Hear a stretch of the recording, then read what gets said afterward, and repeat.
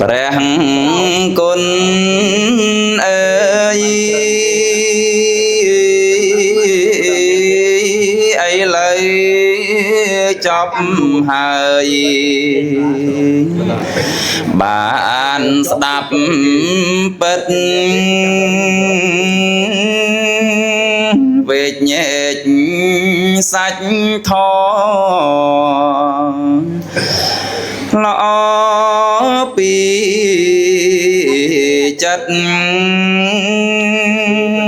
ឲ្យចេះ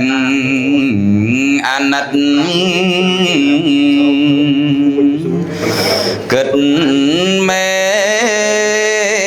តាមានចិត្តអភ័យនឹងសន្ដោះ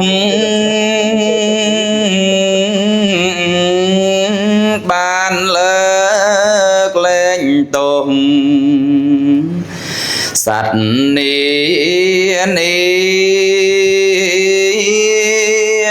ះហើយអំណាចនៃសត្វទេយល់ព្រះធម្មីពីរោះណាស់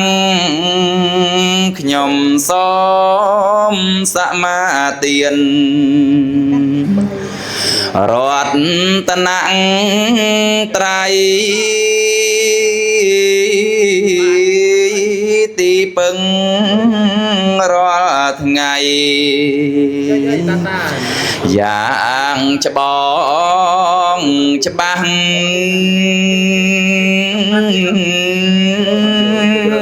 រស្មីជីវិត